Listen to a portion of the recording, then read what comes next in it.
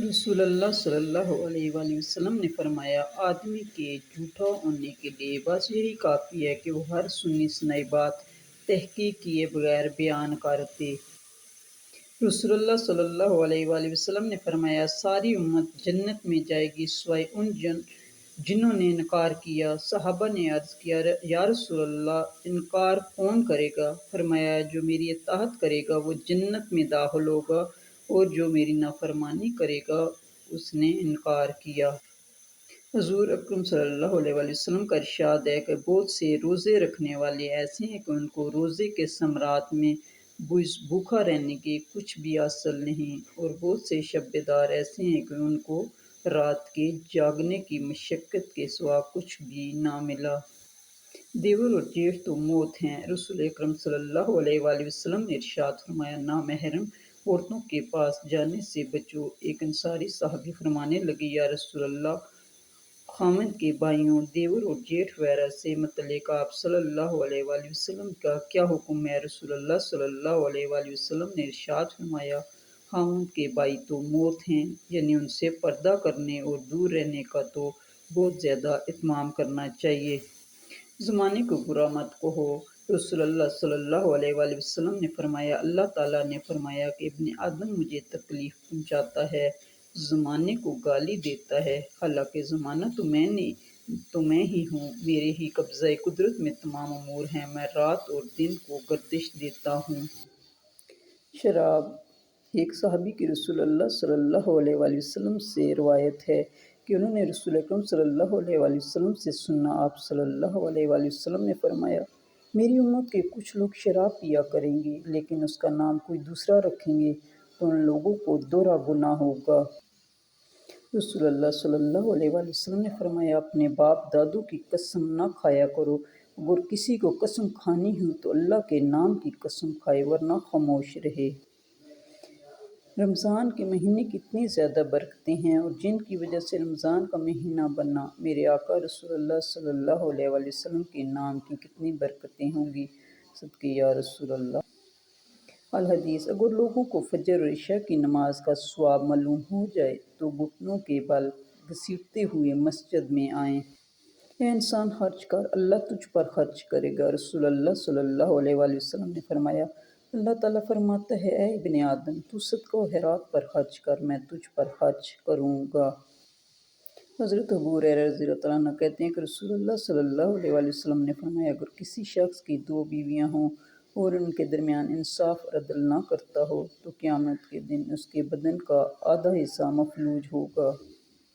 نبی کریم صلی اللہ علیہ وآلہ وسلم نے فرمایا، ایک مرتبہ مجھے دوزخ دکھلائی گئی تو میں نے وہاں رہنے والوں میں خواتین کی کثرت دیکھی، وجہ یہ ہے وہ کفر کرتی ہیں۔ عرض کیا گیا، کیا اللہ کا کفر کرتی ہیں؟ تو آپ صلی اللہ علیہ وآلہ وسلم نے فرمایا کہ شوہر کا کفر کرتی ہیں اور احسان نہیں مانتی۔ اے شخص، اگر تو کسی عورت کے ساتھ ایک زمانہ دراز تک احسان کرتا رہے، اس کے بعد وہ کوئی اس کے خلاف بات تجھ سے دیکھ لے تو فوراً کہہ دے گی، میں نے تجھ سے کبھی آرام نہیں پایا۔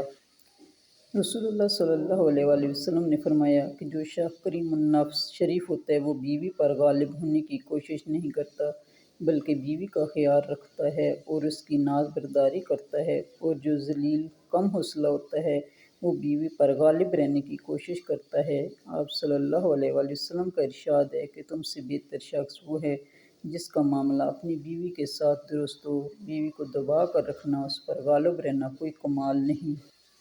جنتی لوگ مزے میں مشغول ہوں گے۔ اللہ تعالیٰ فرماتا ہے، آج جنتی لوگ مزے کرنے میں مشغول ہیں، اس دن جنتی اور ان کی بیویاں گھنے سایوں میں ہوں گے، مسندوں پر تکیے لگائے ہوئے، ہر قسم کی لذیذ چیزیں کھانے پینے کو ان کے لیے وہاں موجود ہوں گی۔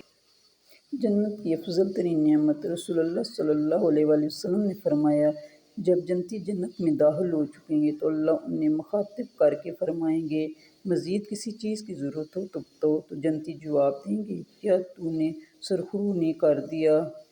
کیا تو نے ہمیں جہنم سے نجات دے کر جنت عطا نہیں کر دی؟ اب بھلا کس چیز کی ضرورت باقی رہ گئی ہے؟ پھر پردہ اٹھے گا اور جنتی اللہ تعالیٰ تبارک تعالیٰ کو اپنے سامنے دیکھیں گے، اور ان سے زیادہ محبوب کوئی اور نعمت ان کے نزدیک نہیں ہوگی۔ اس پر آپ صلی اللہ علیہ وآلہ وسلم کو آن کی یہ آیت تلاوت فرمائے۔ جن لوگوں نے بھلائی کی راہ اختیار کی ان کے لیے اچھا بدلہ ہے اور مزید برآں بھی۔ رسول اللہ صلی اللہ علیہ وسلم نے فرمایا، جو شخص اللہ اور آخرت پر ایمان رکھتا ہو اس پر لازم ہے کہ وہ اپنے پڑوسی کو تکلیف نہ دے۔ سارے گناہ معاف۔ اہل زمین میں سے جو یہ کلمات کہے، لا الہ الا اللہ واللہ اکبر ولا حول۔ آپ صلی اللہ علیہ وسلم کا پسینہ مبارک سبحان اللہ۔ حضرت انس رضی اللہ عنہ فرماتے ہیں، میں نے کبھی کوئی کستوری اور کبھی کوئی عطر ایسا نہیں سونگھا جو مدنی آقا صلی اللہ علیہ وسلم کے پسینہ مبارک سے زیادہ خوشبودار ہو۔ سبحان اللہ۔ رسول خدا صلی اللہ علیہ وسلم نے فرمایا، علی کی محبت ایمان اور علی سے بغض کفر ہے۔ علی مجھ سے اور میں علی سے ہوں۔ علی روشن چہروں والوں کے امام ہیں، میرے بعد علی ہر مومن کے ولی ہیں۔ جوان کا توبہ کرنا۔ حدیث نبی صلی اللہ علیہ وسلم۔ حضرت محمد صلی اللہ علیہ وسلم نے فرمایا ہے، جب ایک جوان انسان توبہ کرتا ہے تو مشرق سے مغرب تک کے قبرستانوں میں سے 40 دن تک عذاب ہٹا لیا جاتا ہے۔ اور آپ صلی اللہ علیہ وسلم نے فرمایا ہے، اللہ اس کے چہرے کو روشن کرے جو حدیث سن کر آگے پہنچائے۔ رسول اللہ صلی اللہ علیہ وسلم نے فرمایا، بت پرستی کے بعد مجھے جتنی شدت سے لوگوں سے جھگڑنے سے منع کیا گیا اتنا کسی اور چیز سے نہیں کیا گیا۔ لوگوں کے ساتھ لڑائی جھگڑے سے اجتناب کرو کیونکہ اس سے نہ تجربہ کاری ظاہر ہوتی ہے اور عزت دفن ہو جاتی ہے۔ امام علی نے فرمایا، لوگوں کے ساتھ دشمنی جاہلوں کا شیوا ہے۔ حضرت علی علیہ السلام۔ آخری زمانے کے لوگ بھیڑیا ہوں گے اور حکمران درندے، درمیانی طبقہ کھا پی کر مست رہنے والے اور فقیر نادر بالکل مردہ۔ سچائی دب جائے گی، جھوٹ ابھر آئے گا، محبت صرف زبانوں تک محدود رہ جائے گی اور لوگ دلوں میں ایک دوسرے سے کشیدہ رہیں گے۔ نسب کا معیار زنا ہوگا، عفت پاک دامنی نرالی سمجھی جائے گی اور اسلام کا لبادہ پوستین کی طرح الٹا اوڑھا جائے گا۔ مولا علیہ السلام۔ ایسا گناہ گار جو اپنے گناہوں کا اقرار کرتا ہے ایسے عمل کرنے والے سے بہتر ہوتا ہے جو اپنا عمل پر اتراتا ہے۔ حضرت علی رضی اللہ عنہ نے فرمایا، بات کرو تاکہ پہچانے جاؤ کیونکہ آدمی اپنی زبان کے نیچے پوشیدہ ہے۔ حضور اکرم صلی اللہ علیہ وسلم نے فرمایا، علی کا نام امیر المومنین میں نے نہیں بلکہ اللہ تعالیٰ نے رکھا ہے۔ حضور اکرم صلی اللہ علیہ وسلم نے فرمایا، قیامت کے دن جھگڑنے والوں میں سب سے پہلے دو جھگڑنے والے پڑوسی پیش ہوں گے، یعنی بندوں کے حقوق میں سے سب سے پہلا معاملہ دو پڑوسیوں کا پیش ہوگا۔ رشتہ داری نبھاتے ہیں۔ نبی کریم صلی اللہ علیہ وسلم نے ارشاد فرمایا، سب سے جلدی جس چیز کا ثواب پہنچتا ہے وہ نیکی کرنا اور رشتہ داری نبھانا ہے، اور سب سے جلدی جن کا عذاب آتا ہے وہ بغاوت اور رشتہ داری توڑنا ہے۔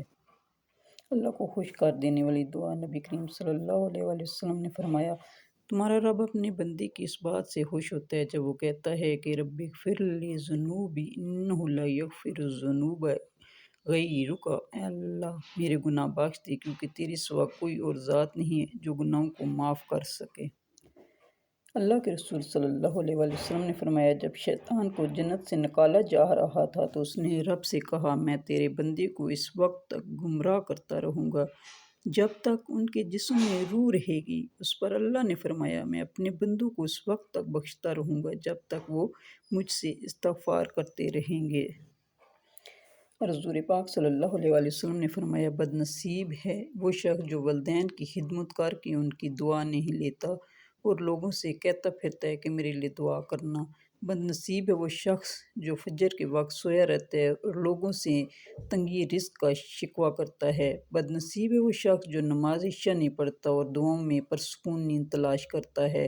بد نصیب ہے وہ شخص جس نے ماہ رمضان پایا اور اپنے رب کو راضی نہ کر سکا۔ اور آپ صلی اللہ علیہ وسلم نے یہ بھی فرمایا، جس نے میری ایک حدیث سنی اور دوسرے تک پہنچائی، قیامت کے روز اس کے لیے میری شفاعت واجب ہوگی۔ رسول اللہ صلی اللہ علیہ وسلم نے فرمایا، جب تم سونے لگو تو چراغ بجھا دو، دروازے بند کر دو، مشکوں کے منہ باندھ دو اور کھانے پینے کے برتنوں کو ڈھانپ دو یا اوندا کر دو۔